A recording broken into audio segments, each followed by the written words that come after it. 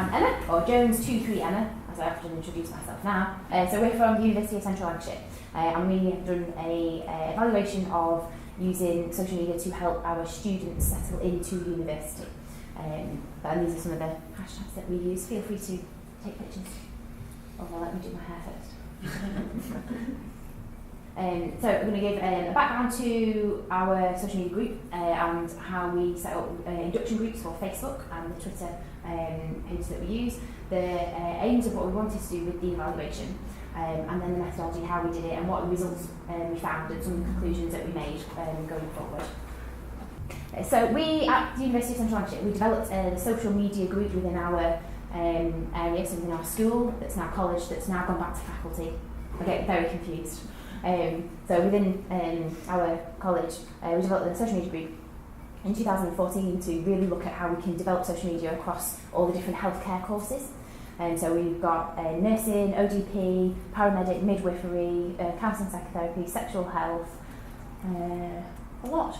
Yeah, quite a few. Not OT, unfortunately, though. So you need a connection. Yeah.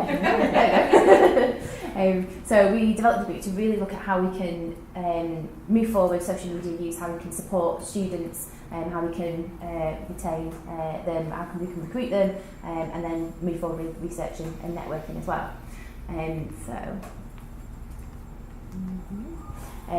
So from this group, and something that we did uni-wide was we developed the induction Facebook groups. So part of this, we're having a look at some of the background information, was the use of Facebook and Twitter instead of platforms like Blackboard and emails. And we know that a lot of our students tended to use Facebook before they'd go on to the university emails. Or they would never touch Blackboard within the first sort of few weeks, and they would completely go on the induction groups that we set up for Facebook. So that was something that we sort of found. So we really wanted to have a think about, well, what did that actually mean, and sort of what was their perception sort of behind that. So Facebook and Twitter are brilliant at communicating between staff and between the students. So we really wanted to look at what actually that was.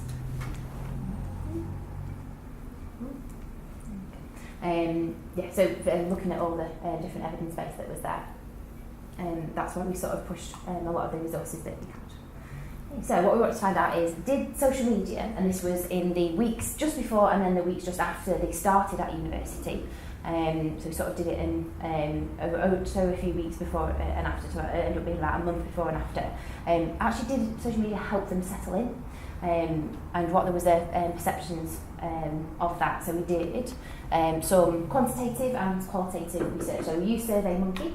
We did some closed questions just to explore what they were using, how often they were using it, the age group, the course that they were on.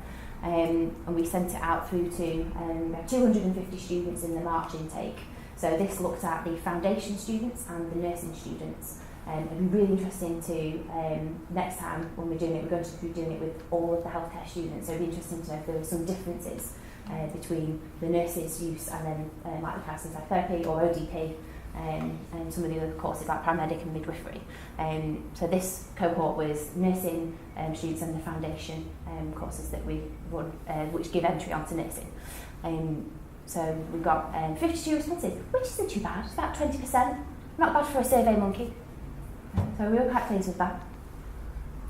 So we got off the qualitative information and sort of themed that and had a note at some of the common things that were coming up through that.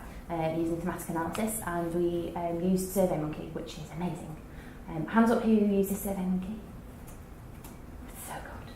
It like pulls it off in really fancy little graphs, which are on the next slide. Very good. And had a look at some of the stats that we had. See, it does like nice fancy graphs. Okay, so some of the things that we found.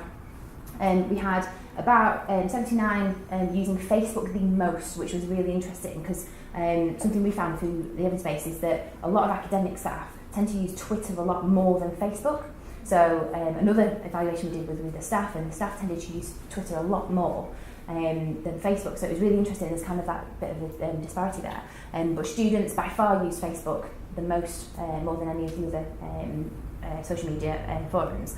And most of them, at least half, were using it at least every few days, if not every single day. Although there was 11% that weren't using it at all, which was really interesting. A sort of thing we actually think so many people use it every day, day in, day out. So we explain social media as a toaster. So it's something that you don't have to use, but it actually makes your life a lot easier. And sometimes usually prevents fires, unless you've got a really bad toaster, which is another analogy for maybe the bad use of social media. Burn you. Pardon? It could burn you. It could. Oh, yeah, I like that. Hashtag toaster. And that was really interesting as well. So age-wise, as it is a nursing course and the foundation students, we have tend to have a lot of mature students. That might be interesting thinking about something we look at further was there a difference between some of the older students using social media compared to some of the younger students. Because we did have a vast majority that were actually 35 to 40 in that particular cohort, which was really interesting. Okay. So some of the main things, and that coming from the more qualitative questions, were some of the barriers or some of the more negative aspects were that some of the posts sometimes panicked some of the students. So this was on, a lot of them referred to the Facebook induction groups mainly, because that's the things that they mainly used. That actually someone would post, I've done 1,000 words of my assignment already, and everyone else was like, I've not done any, and it was like that panic feeling of, oh my god, I should be doing more.